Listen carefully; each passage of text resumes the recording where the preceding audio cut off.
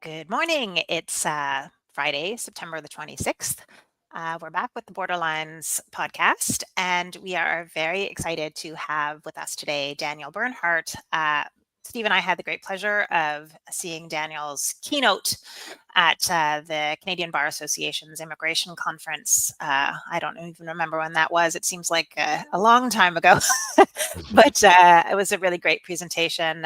Daniel is, as many are coming to know, he's sort of a rising star in the immigration world, the chief executive officer at the Institute for Canadian Citizenship, and has a lot of really great insights about what is going on in the immigration scheme right now, and I think has offered some really excellent insight about what Canada is doing wrong with respect to attracting and retaining newcomers to Canada. And we're going to be speaking a bit about, a bunch of things, the things that Steve and I have been talking about for a while, about, what has caused this perspective shift with respect to, how people are perceiving immigration sort of more generally across the country, and what are the sort of values and the underpinnings that, that have led to that.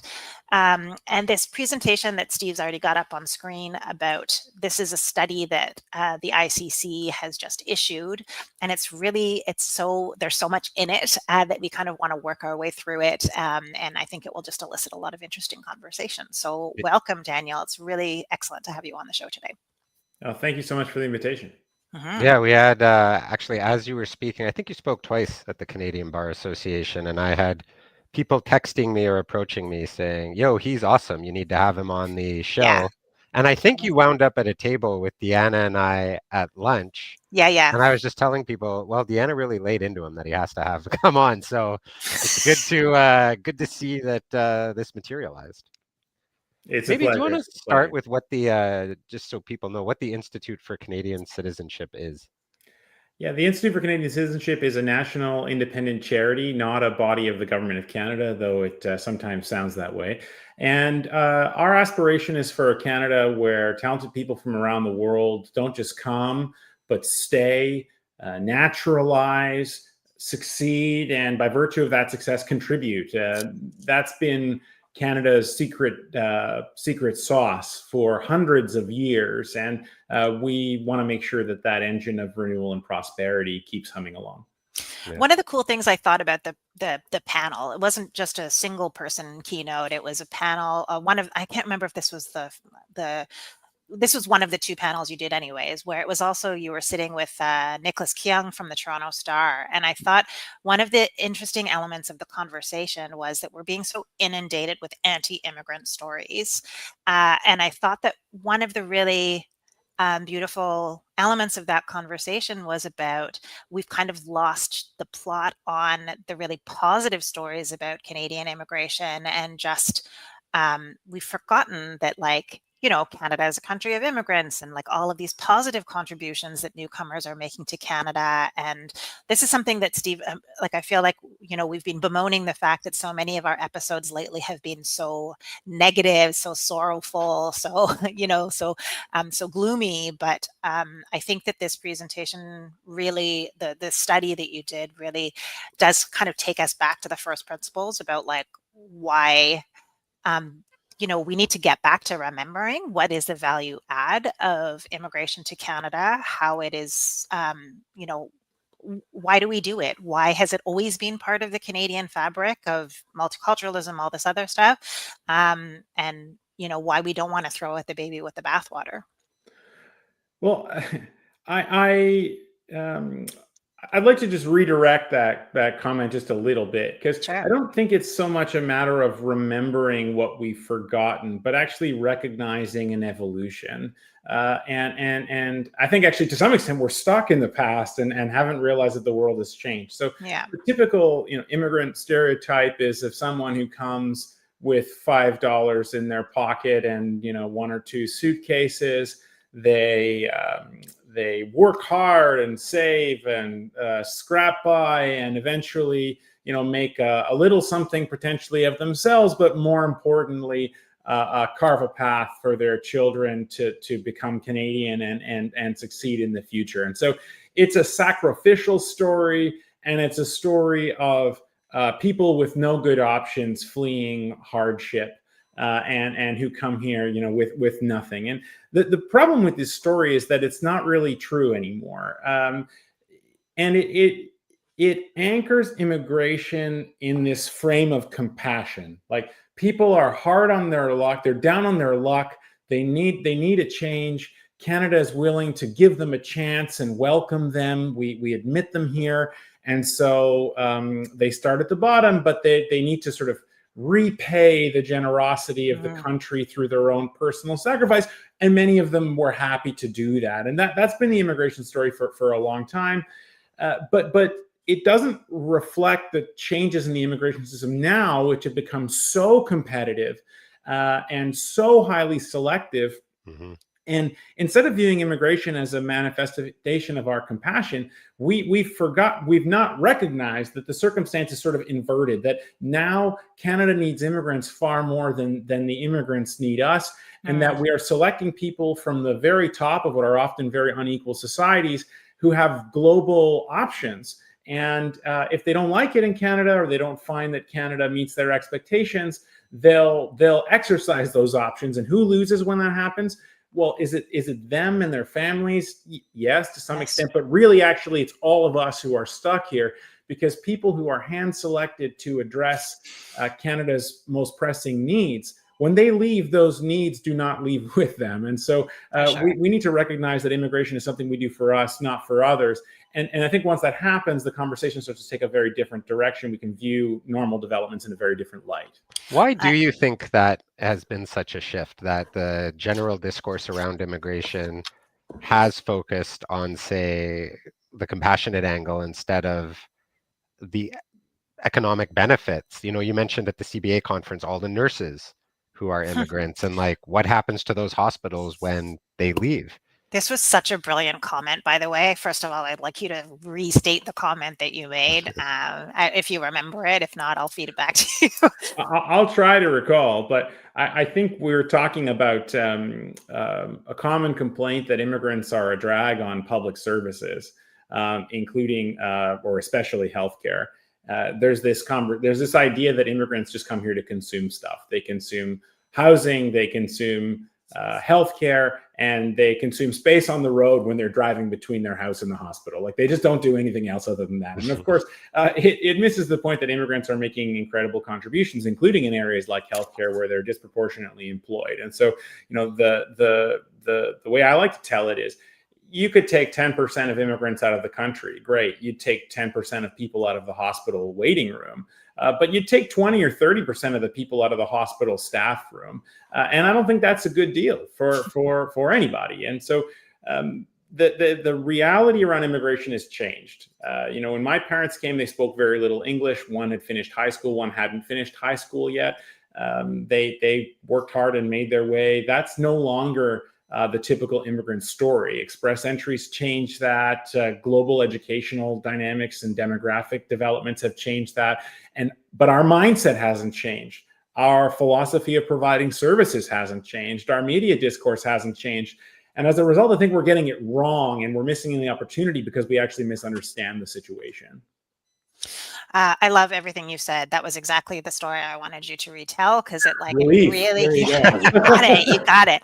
It really resonated with me, and I feel like it's something that, like, with the general public, it's these things turn into very binary questions, like immigration bad, more weight, more burden, without the sort of corresponding understanding of the value add.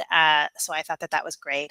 But when I first reached out and was like, you must come, even though, as Steve said, I practically tackled you over lunch that day. And so, but what really started to kind of crystallize for me was this idea. I got this image in my mind of, like, Canada, like most other countries, or all other countries at this particular moment, is like a boat in choppy waters. And I think that the kinds of decisions that are being made are kind of like in that,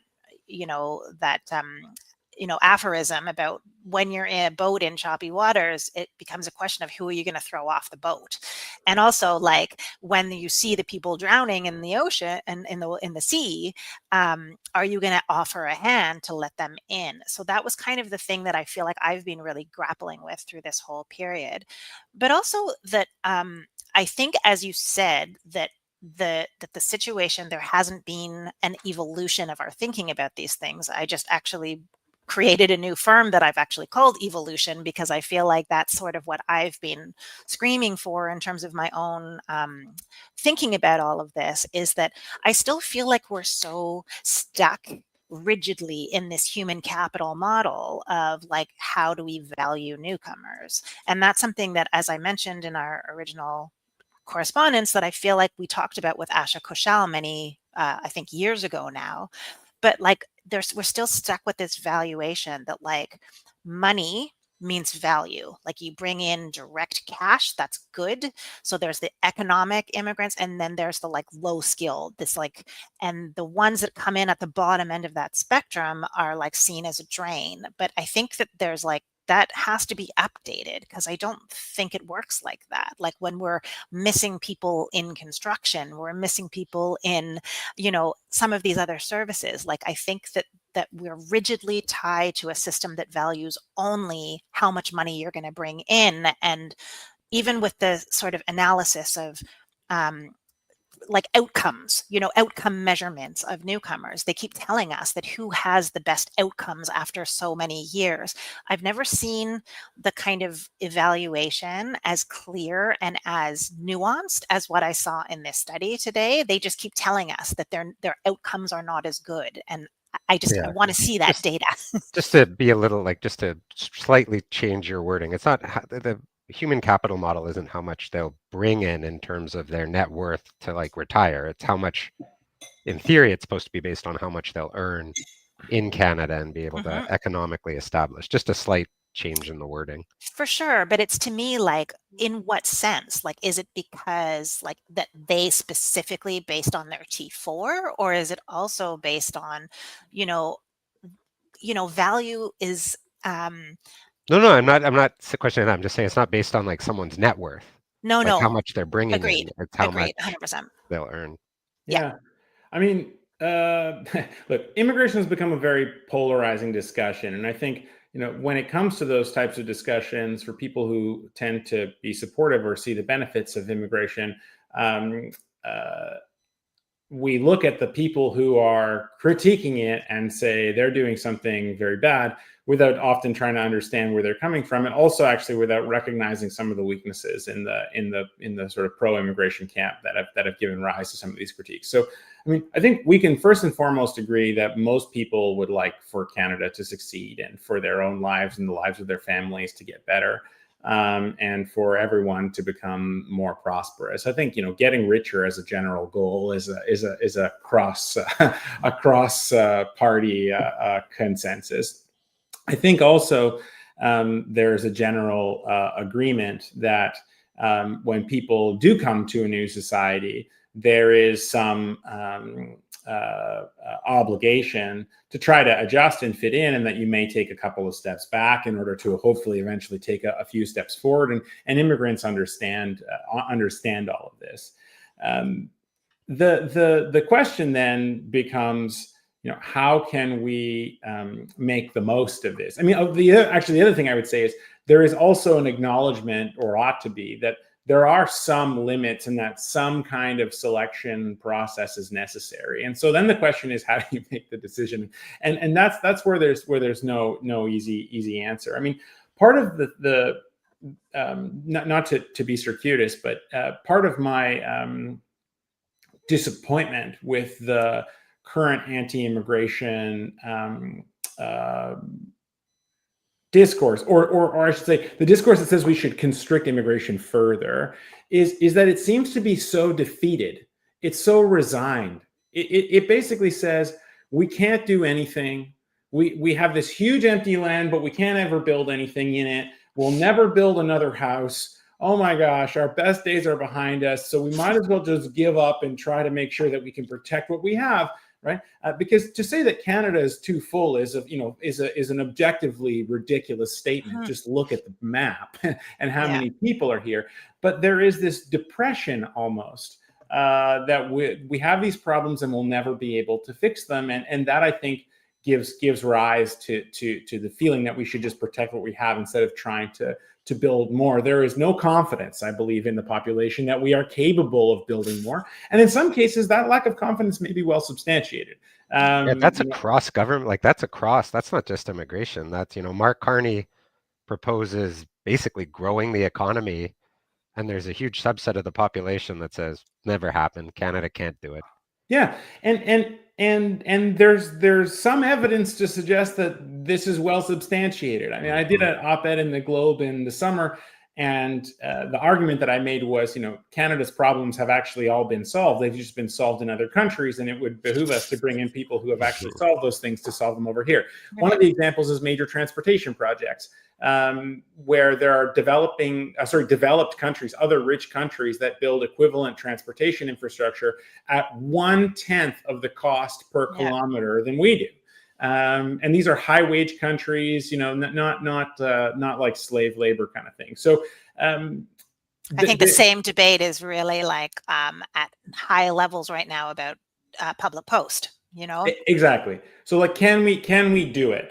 And that's why I think the immigration conversation has to be about more than just immigrants. It's got to be about bigger goals that we have and what contribution do we think immigration can make to those things. So, for example, I would love to see the immigration minister in the end of October or early November, or whenever she stands up to table the levels plan, to, instead of saying we're going to welcome 350,000 permanent residents or 320,000 or whatever number, I would love for her to say, we have a goal to ensure that 95% of Canadians get access to primary care within 10 years. We're going to do that by graduating this many more physicians, by reducing retirements, by alleviating administrative burdens. And maybe 20% of it we're going to achieve via immigration. And that's going to be its contribution to a bigger goal that Canadians can all get behind and understand. I think the immigration conversation is still framed as compassion because frankly, that's how we talk about it in Parliament. We say, this is how many we're going to admit. And then we figure out later who's going to take those spots without tying them to real needs. So we could do a better job of showing how immigration addresses needs that affect all Canadians, but more than that, how it's not the only thing. Like, immigration is not going to solve the healthcare problems. It will be a part of the solution, but not all of it. Immigration cannot solve the housing construction issue, which is much more complicated than just the size of the labor force, but it can solve a part of it. So I think we should start talking about immigration as being one tool in a bigger portfolio of efforts to address real big policy goals that most Canadians agree need to be advanced. You know what I think just shows to your, like, kind of solidifies just how much plot has been lost in terms of people coming. It's in Ontario with the battery plant that I think NextGen or Solanus is spending billions of dollars to build a battery plant. And this is a Korean company. And the only media stories that I hear about it are, well, are they bringing in too many workers for the billions that they're spending? It's similar to what happened in the US with Hyundai and spending 20 billion, and all they had to show for it was an ICE raid. That these big four, like, we should be celebrating people coming and imparting their skills, and instead is just viewed as this arbitrary, well, what's the ratio of people who are coming in? Yeah, I mean, I think the other part of that story that was controversial is that all of that is backed by, I think, $13 billion of public funding guarantees and tax breaks, and so that was sort of the other side of it. But even that, though, that's like, we would want those, for the cars, but we don't want it to involve bringing people in. Yeah, and although I would say, the status quo that we have now of bringing in these foreign companies and giving them great inducements to establish shop here almost is it just entrenches our current problem further. I mean, we talk about modular housing as like one of the things that's going to, apparently transform the housing industry. Well, 90% of houses in Sweden are built in factories. So and that's actually how IKEA came to be such a global powerhouse, is that they knew that there were a certain number of factories that built kitchens and stuff that were more or less the same size. They had 7 models of house you could buy, and they did 7 models of kitchen that you could buy that would fit into all of them. That sounds like Swedish for common sense, I gotta say. It does. So what are we going to do? We could try and reinvent the wheel and learn how to do this ourselves and make costly and expensive mistakes. We could bring in the Swedish company to do it here and send all the profits and intellectual property value out of the country. We're good at that in Canada. Or we can try and poach like the number 2, 3, 4, and 5 people from those companies to become immigrants, to set up businesses here, and to create an industry and bring that expertise. That's what I would favor. For sure. It's an overly simplified and deliberately somewhat naive perspective, but no, but it's illustrative. Yeah. Hopefully, it illustrates what we can do. And I think if we start seeing immigration as I see IRCC as the HR department for the country. They don't see themselves that way. They see themselves as the security guards for the country, or the bouncers. But I see them as the HR department for the country. And if we could think of it that way, I think we could achieve quite a bit. Yeah, I love all that. Yeah. Let's go, I mean, the other part too is like about whether or not we're actually going to set up those people for success, because it's one thing to like bring them in, and then if you kind of leave them entirely flat-footed in terms of being able to actually realize their full potential in Canada, then we've just wasted this asset that we've just invested into. And all back to mindset. If you think that, and I know you want to move on, but just really quickly, if you think that immigrants are just hapless, helpless people who come here fleeing hardship with no shoes, then it makes sense that your obligation ends at the door. We let you in, good luck, have fun. But if you start to realize that immigrants are necessary to bring talents and skills that we don't have, to teach us things that we don't know, then all of a sudden you become much more invested in their success. And so that's what I mean. When the mindset shifts, we can make a lot better decisions, but we need to understand the situation first. After that, I think it becomes a lot easier to see the road forward. Yeah, for sure. Actually, I like that analogy of the security guard bouncer, because it's, Canada's like, I don't know if it's still like this, but that nightclub in downtown Vancouver on Granville Street that has the super long lineup. And then when you finally get in, it's empty inside. And you think, wouldn't it be better if everything was bustling and they let people in? Yeah. Okay, we're 20 minutes in, and we do want to get to the study on understanding immigrant retention to Canada. And, you talk about it in as birth rates decline, growing numbers of immigrants leave, immigration levels contract, finding a way to retain immigrants who are already here is critical. I just wanted to pause and note, like StatsCan today, or yesterday, possibly Wednesday, I guess, was out with several pieces of data that just really enforce what you talked about in your paper, which is that Canada experienced the lowest population growth since records were kept starting in 1946, outside of the start of the COVID pandemic, that there are reductions in the number of non-permanent residents, that British Columbia's population is shrinking.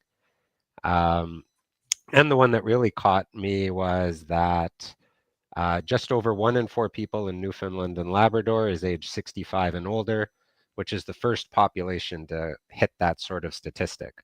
So really, it drives home everything that you said in your paper.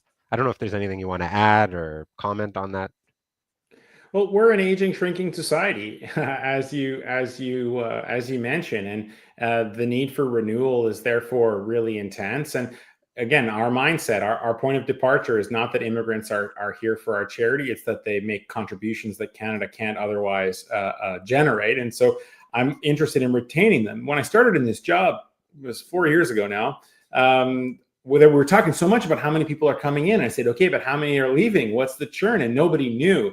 And so we started to study this. And now every November, we put out a study called The Leaky Bucket that looks at Canada's retention performance. There's another one coming out this November. When we started asking people why they were leaving, we got general macroeconomic complaints like housing's expensive and I don't make enough money.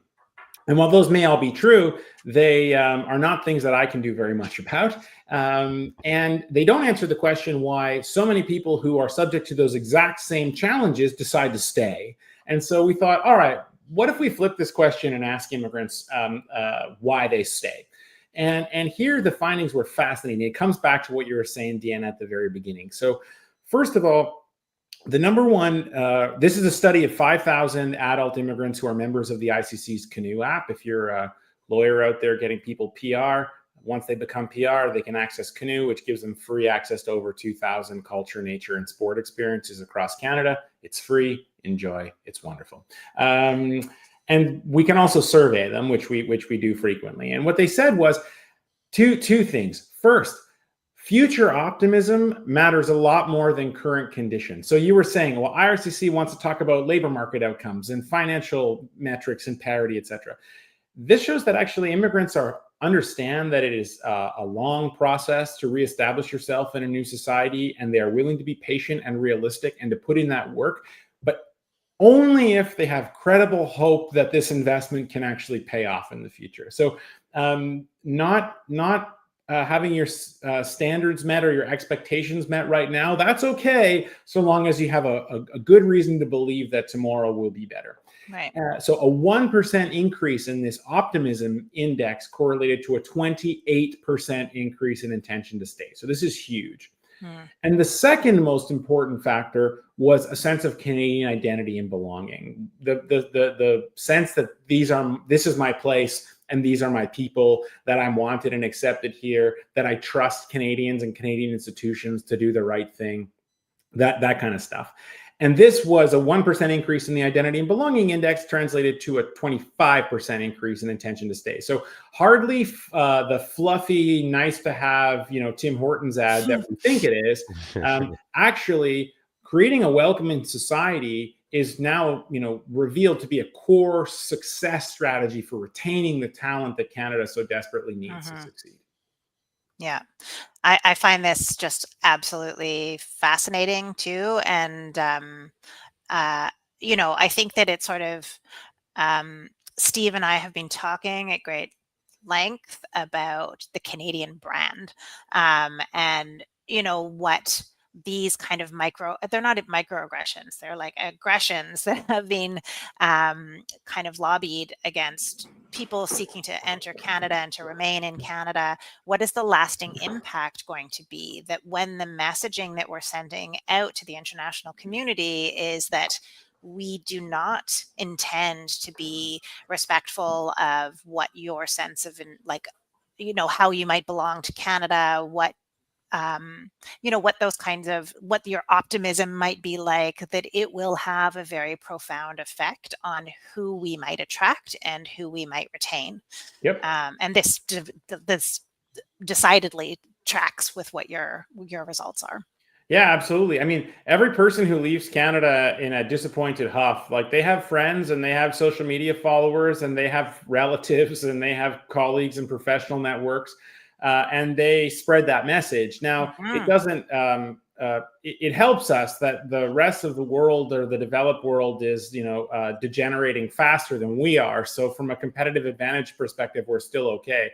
But it's ironic that in some circumstances, we see this so clearly. I mean, when Trump last week announced the $100,000 fee for the H-1B high-skilled visa, all of a sudden Canada's saying, like, well, how do we attract these people? Well, guess what? Those are the exact same people that we've been trying to attract under the economic stream of express entry, since the program has started, and arguably, before, through the point system.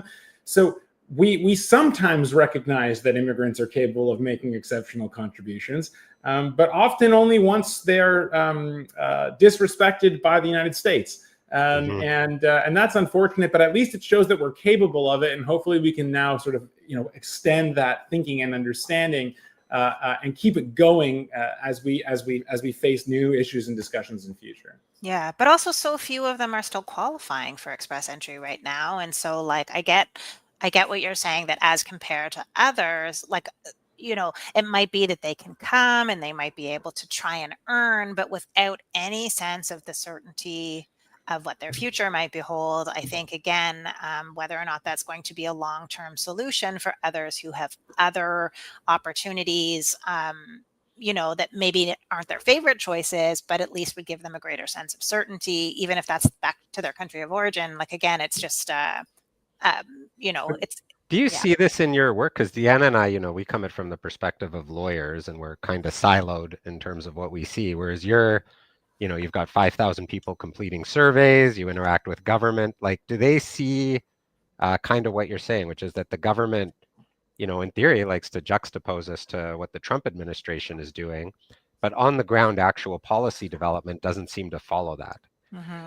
Absolutely. I mean, we used to deliver a enhanced citizenship program, which IRCC has now discontinued.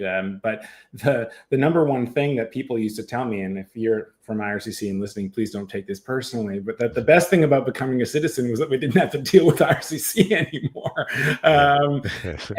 Yeah.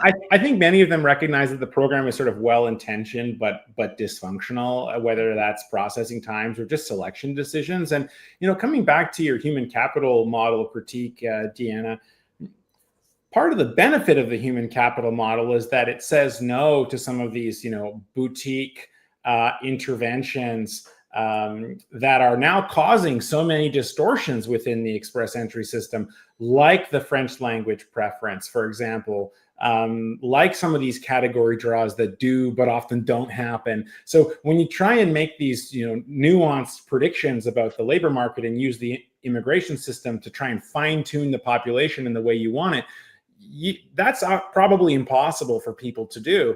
And the human capital model basically says, we admit that that's impossible and we'll try some other route. It has its own downsides, but I think what we're seeing here are people who are frustrated saying, I should meet all of the criteria for express entry.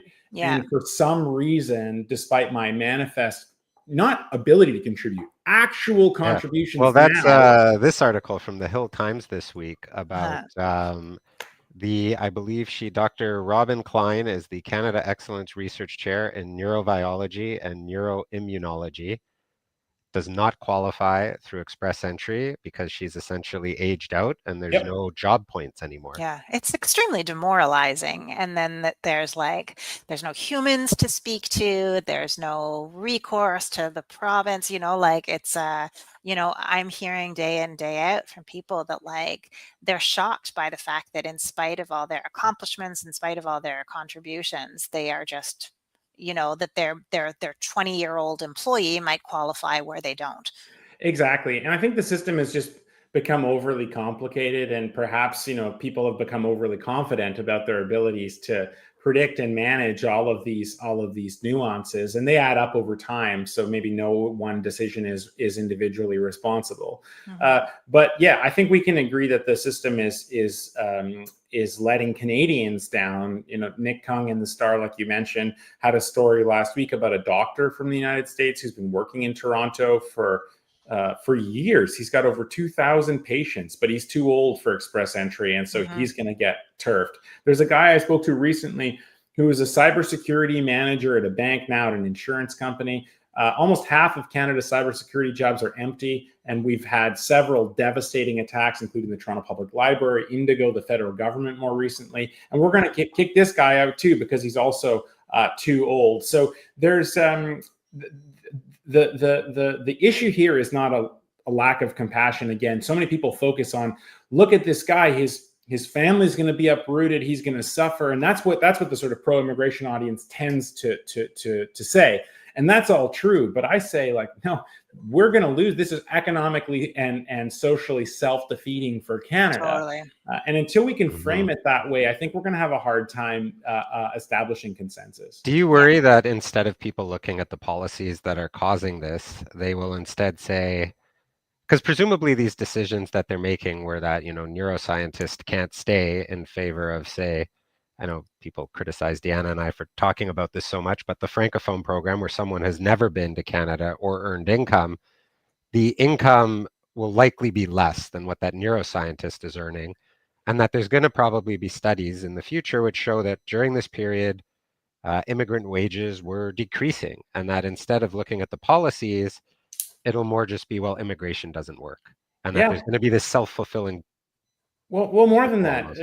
they leave, right? They leave. Mhm. So, the Francophone immigrants are more than 50% more likely than the typical immigrant to leave the country. And when they leave much earlier. Their period of contribution is much less. Mhm. So just saying, look, we admitted them, congratulations, doesn't deal with the situation at all. If you Yeah, want to maintain or intensify the Francophone or bilingual character of the country, go for it. I mean, speaking French for me has been one of the best things that ever happened in my career, and it's a source of totally. great enjoyment.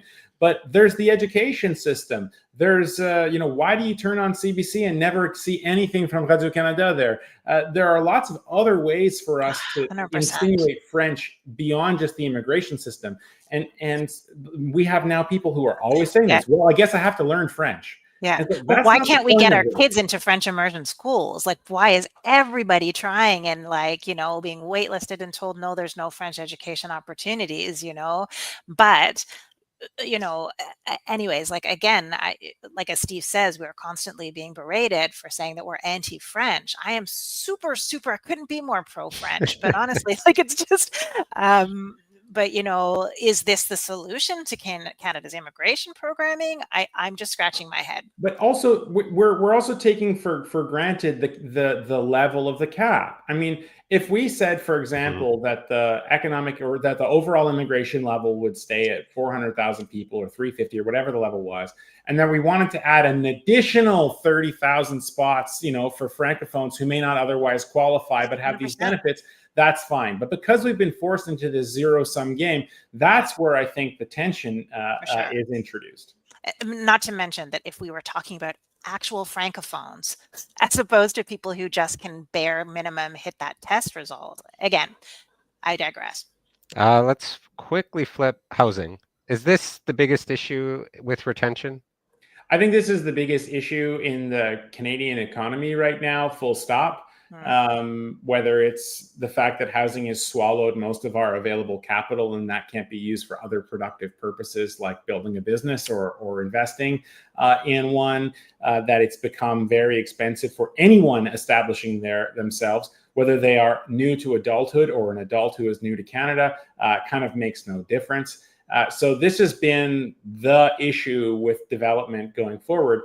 And it's funny that we're saying that we need to do without the neuroscientists because we don't have enough housing for them, without saying, well, maybe actually we should fix that problem. I mean, they are trying to fix that problem, but Yeah. being more aggressive about fixing the problem because, man, otherwise we're going to lose out on the neuroscientists, right? And Yeah. so this has now just become a black hole absorbing and diverting all political and economic gravity in Canada. And until it's resolved, immigration and many other areas, I think, won't function. Oh yeah, like the Yeah. charts that you Yeah. see about immigration outpacing housing starts by like fivefold. Yeah. But part of that is the housing starts. Like, it is Yeah, not immigrants' fault that we are now in Ontario building fewer houses than we did in the 1970s when the population was half, right? Yeah. Yeah. So, That's an overall infrastructure issue. yeah, let's not forget the denominator here. And yeah.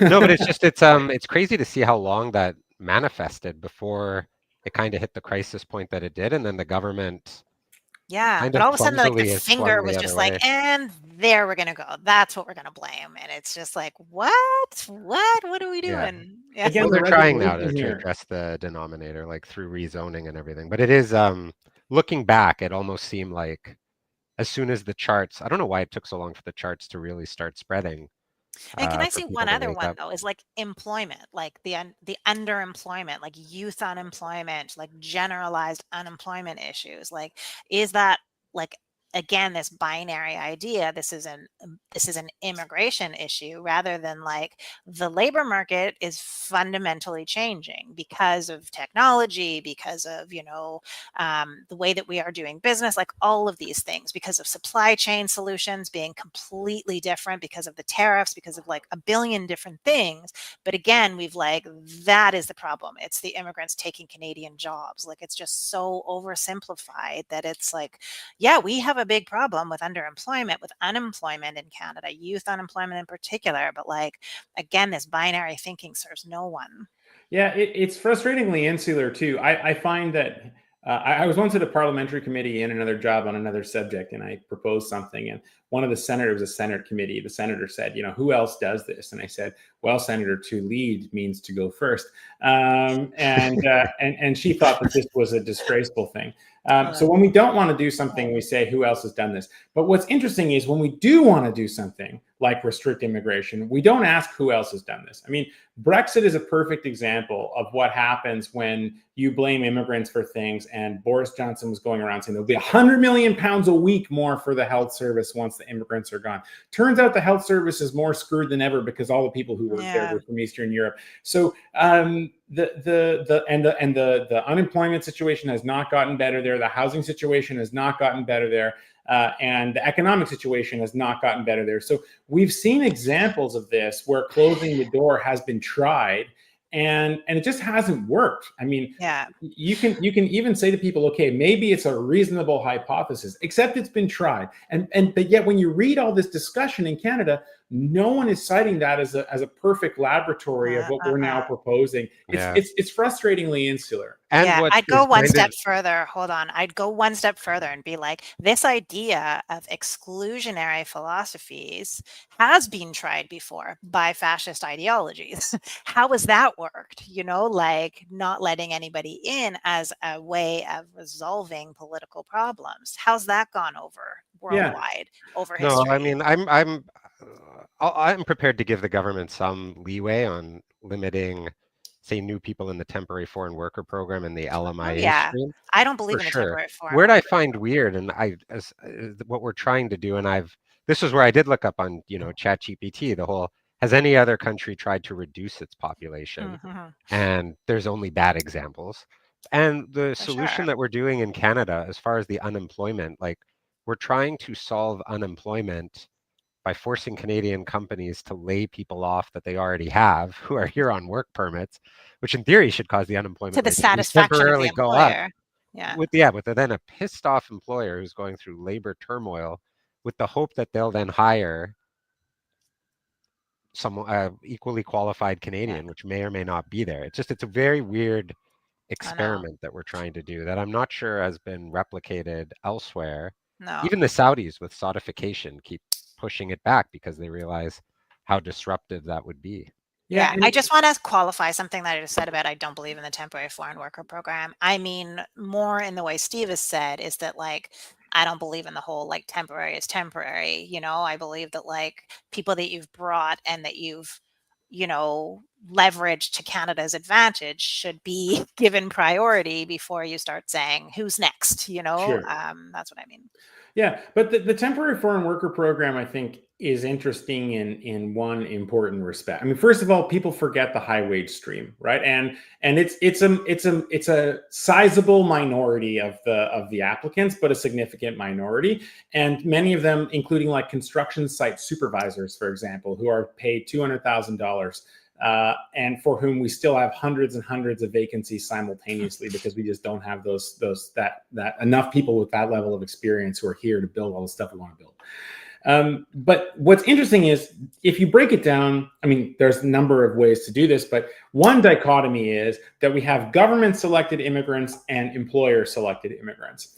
And the employer selected immigrants tend to do much better in many cases, right? The two-step model has much better economic outcomes. And our studies show that people who had a work permit before they obtained PR are also way more likely to stay in the country. The retention is significantly better than people who just arrive with PR. So there is some benefit in saying if someone can arrive on day one with a job, they're able to contribute right away, but also their experience of Canada tends to be much, much more positive. Now, again, the reason the temporary foreign worker program also exists is because of caps on the permanent stream that are driven by politics and not by any assessment of what's actually necessary within the economy. And so we need these release valve programs that have lots of other problems with them. But all of this is to say, we need a fundamental rethink of how we do selection. I allege that this requires first and foremost a mindset shift into how we understand immigration. But from there are some harder problems. about how do we decide, who is best suited to come here amidst the long lineup that's on Granville Street, like you said, and then also how we make sure that they're able to succeed and contribute and be fulfilled and retained once they get here. So we have a lot of thinking to do, and these are some of the challenges that I would hope we'd be grappling with instead of these knee-jerk responses, which are just all about numbers. The only your only tool is adjusting the cap. I think you're really missing something important. No, 7 to 5% is all that seems to matter in terms of the percentage of population that's temporary. I want to get to some comments. I'm not going to be answering any of the technical questions, but just some of what people have left, which sort of this comment really exemplifies, I think, what we've been talking about, which was Rajjeep was Cooks got added to the trades draws, so the score went from around 436 to 505. He was a cabinet maker and a systems administrator who had to leave the country and his job because the chances of getting permanent residence is just too high.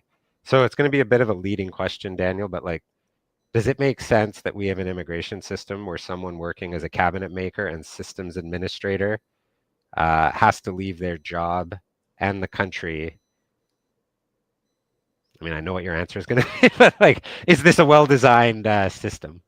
Well, it's not, and hopefully to not be too predictable, I'll say it's not just because, oh, look, we need the cabinet maker, but also because we clearly also need the cook. And so this is just about how to fit within an arbitrary cap.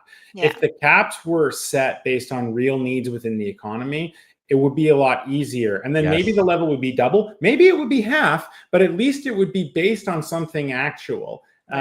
Whereas right now we're pitting these against each other, and that's, I think, the real challenge that that's why we're seeing so many of these disappointing stories. It reminds me of that, there's that Spider-Man meme with all of the spiders pointing at each other saying, "You're the problem." And I used to say, one's the federal 100%. Skilled worker program, one's the CEC, one's the refugees, and they're all pointing at each other saying, "You're the problem." And then overall, it's actually the political cap that people should be focused on. That's my view anyhow. Yeah. And I mean, this comment's sort of replicated with Sai Chand, who says express entry is all about categories. People who came were cheated of their reality. So I mean, cheated is one thing, but I would definitely feel disappointed because if I were here based on an understanding of what the point system was going to look like and the degree and speed of change and the number of fluctuations. I think, Deanna, you mentioned certainty at the beginning. I think that does make it very, very hard to look people in the eye who said, I came here, I wanted to play by the rules. I knew that there was no guarantee, but I also thought I could do it. And you guys keep changing the rules of the game on me. I think that's a legitimate frustration. Yeah. I really think that part of what Canada's reputation has been is one of fairness and, the value of family unity like this, this is the brand that I think that is rapidly eroding. It certainly happened in the United States with with great gusto. And I feel that we're following a dangerous model. Yeah. And I think the last comment that I'll do, it kind of touches on what we were saying earlier, and I'm curious to hear your thoughts. So Andy says that the Nation Building Infrastructure Project, the Major Projects Office, there has to be an immigration plan to support that. Do you agree that the Liberal platform seems to have these tensions between wanting to cap immigration, not increase it, be restrictive on foreign workers, yet also these huge infrastructure projects? I think 5 have been approved. There's another bunch in the pipeline. One might be a pipeline. Is there this tension? Do you see, if we're going to do that, there needs to be an adjustment on immigration and retention?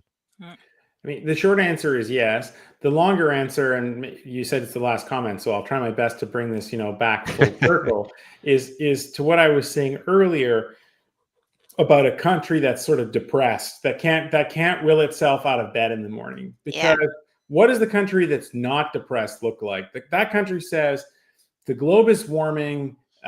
People, are going to be looking for a safe harbor. and Canada could beat the US. We could be bigger and better. Thompson, Manitoba could have 1 million people. Why not? It's not because there's no space. We don't just need to build new houses. We could build new cities. Why not? It's happened in other parts of the world. We could be bigger, better, and more ambitious. And these little infrastructure projects would just be the beginning. And so a confident and aspiring country would see so much more in this rich land of ours. And that would, by definition, also require more people. But instead, we just don't really believe that we can do it. And we're so resigned in our thinking that our best days are behind us, that what we have now is as good as it's going to get. So I agree. This major projects thing is a good it's a good shift. It's a new message for Canada that yes, we can, and I hope that we'll embrace that further to think about what a growing, dynamic, creative, emerging, powerful, rich society would look like. And that will invariably involve more people, and that won't be an issue because they'll add to the strength of what we're proposing. Well, as you say, Daniel, like I really think that we need a visionary in this type of position. Like I think that we've really lost this. I dare say, like in terms of the cabinet reshuffle that we're all anticipating. We need some visionary in many of the roles, but I would say particularly in immigration and public safety. You talked about something that would integrate, overall public policy objectives integrated with an immigration regime. Steve and I have been talking ad nauseum about the fact that we don't understand what the objectives are anymore. We haven't for quite some time. And the idea of actually trying to integrate those two, all you need to do is look at the purpose section of the IRPA. It has all of these great goals. What is immigration for? I don't know anymore because it's really hard to figure out from the things that are being sort of rolled out, actually how we're trying to use these programs to accomplish those goals. So, if you're talking about these initiatives that are being undertaken, elbows up is a defensive posture. I want to know what is the actual. I was gonna say, you gotta do some Muay Thai. Do some Muay Thai. Yeah, I mean, fine, but again, I want to be like, this is what I wish to be, not as a reaction to something, but just as a this is what I'm going for. I would like to, you can throw in a elbow or knee, choose wisely, but at the same time, I think that this is actually what I wish to be. I want to actualize that, and immigration is going to be a part of that, unless we're becoming an entirely different country. And so I'd just like to see what that looks like and how immigration takes part of this bigger initiative, this bigger grand scheme plan. Yeah. And so here's my challenge to the pro-immigration community or the immigration advocates or the settlement service providers is what are you doing on that front? Because I have not seen very much of that from the pro-immigration community. Their response to anti-immigrant sentiment is about human rights. It's about the immigrants' quality of life. It's about their own experiences. It's very individual and humanistic, which is important. Don't get me wrong. But why don't you tell me what this is for, apart from it's good for the economy and there are labor gaps? I mean, that doesn't actually mean anything. And so this is an area where... Or just that the system is mean right now. I think that's not getting a lot of airtime. Anyone who challenges numbers racist. I think it's... Exactly. I think it does need to be a much more, like Daniel's saying, an optimism. Yeah. But not just with immigration. I agree completely with Daniel. If we can't get these projects up and the country optimistic and running, I don't see how. Hey, Steve, we did it. We did an optimistic episode. Boom. Well, I mean, hopefully it happens. Boom. Awesome. Okay, well, thanks for coming on. People have often said, we don't tell people to like and subscribe at the end of the episode. So please like and subscribe. And how can people find you? I'm on LinkedIn under my name. That's the only social media I use. You can also follow the Institute for Canadian Citizenship on all the social places. It's @for Citizenship, FOR Citizenship. And if you're a PR in your first 5 years, or if you became a citizen in the last 12 months, please download and enjoy the Canoe app, CANOO. It's free and it's really awesome, and it We'll have will to make put a a link big to that difference in in your the life. show notes. Yeah, you're really awesome, Daniel. That was brilliant. Thank you so much for joining us. And I promise we will be back to tackle you to try and get you back on again. Well, no violence necessary. You can just ask. I had a great Good time. job. Thank you so Good much job. for the Okay. invitation. Thanks so much.